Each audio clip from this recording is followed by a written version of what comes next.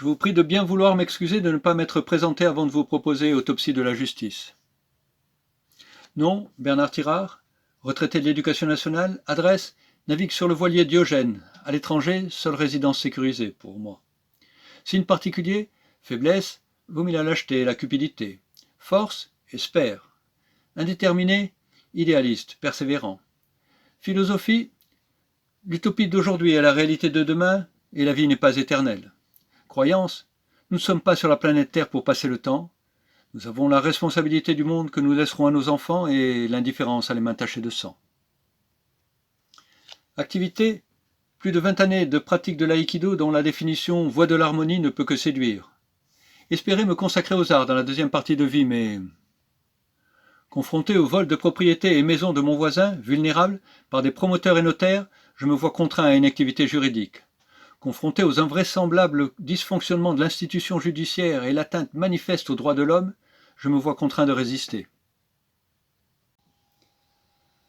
Conforté par la reconnaissance du bien fondé de mes dénonciations, par huissiers, expertise judiciaire, par des OPJ, magistrats ou par la hiérarchie, jusqu'au cabinet du ministre de la Justice, en passant par des directions de service de la chancellerie et, confronté à l'absence de toute sanction et de tout jugement qui permette de rétablir les droits réputés inviolables et inaliénables de l'homme, confronté aux invraisemblables fissures de deux piliers de la démocratie que sont la justice et la presse, je me vois contraint d'informer.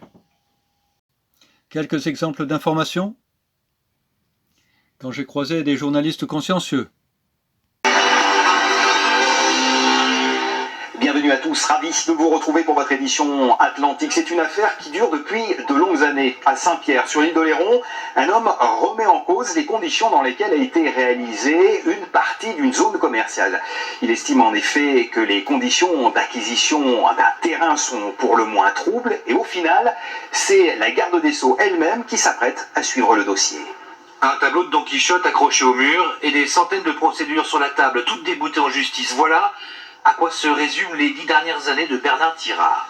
J'ai deux responsabilités. Celle de citoyen, parce que mon voisin s'est fait spolier d'une partie de sa maison dans laquelle il habite, ce qui est complètement inacceptable.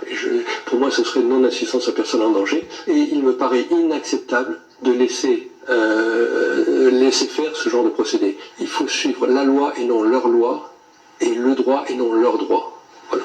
L'histoire remonte à 2003. Après l'achat de sa maison, il s'aperçoit que les actes ont été modifiés.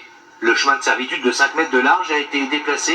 Une expertise judiciaire vient même le conforter. Dans ce flou artistique, son voisin, lui, aurait carrément perdu une partie de sa maison. Moi, je m'en fous parce que les gosses, ils sont trois et ils ne pourront jamais vendre. Là. Monsieur Favre ne l'a jamais vendu, n'a jamais rien signé. C'est inexplicable que ce soit, elle appartienne à quelqu'un d'autre. Et c'est une véritable spoliation. Pourtant, la justice ne l'entend pas de cette oreille. Débouté à 3 reprises, le dossier est en cassation. Avec cette fois, un autre atout et de taille, celui-là. Christiane Taubira, rencontré il y a quelques jours lors d'un colloque de Mediapart sur la corruption. J'ai pu m'entretenir avec Madame Taubira, à qui j'ai soumis ce gros problème qui était du ressort de son ministère, c'est-à-dire à savoir la saisie de l'inspection générale des juges, des services judiciaires. Et donc, elle a été apparemment sensible et donc m'a demandé de lui communiquer le dossier. La prise en main de la ministre de la Justice va-t-elle faire avancer les choses? Trop tôt pour répondre. En attendant, Bernard Tirard a dépensé près de 50 000 € dans cette histoire, digne des romans de Cervantes. Mais aussi, sous forme de voiture sandwich, sur le panneau était écrit « Ça peut vous arriver demain ». Spolié d'une partie de son habitation par des promoteurs avec la complicité d'officiers ministériels et de représentants de l'État, faux et faux en écriture publique, et dessous les explications. Ici, exposé à Paris, rue Saint-Honoré, à 2 pas du ministère de la Justice. Ou en bas des Champs-Élysées. Ici, près de la place de la République. Mais aussi ici, face à la préfecture de La Rochelle. Ou près d'un espace animé. Ici, devant l'espace Encan lors du Salon international du documentaire, avec la version anglaise au dos pour la circonstance.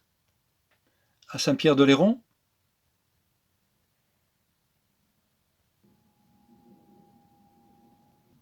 Ici, face à la mairie où le maire a une responsabilité dans ce dossier. Sur le port de la Cotinière également, où M. Favre a exercé son métier de marin. Sur une grue, qui n'était absolument pas interdite au public, j'accrocherai des panneaux.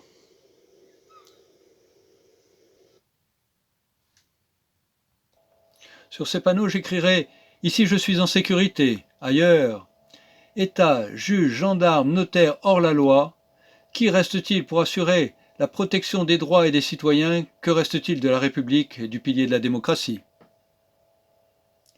Cela me vaudra une première garde à vue alors qu'aucune infraction n'a été commise, excepté si informer devient une infraction. J'ai écrit également un livre document de travail. Le titre « Hold up à la française ». Deux sous-titres « Résister pour espérer la justice » et « Le pot de fer contre le pot de rêve ».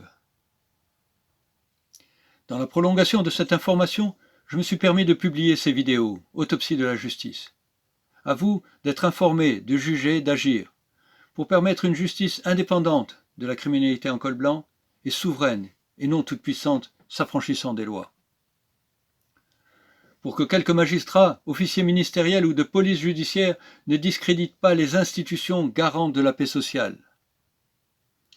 Visionner les vidéos, les partager, permettra une information sur des exactions et crimes dont chacun de vous peut être victime, comme déjà de milliers en France.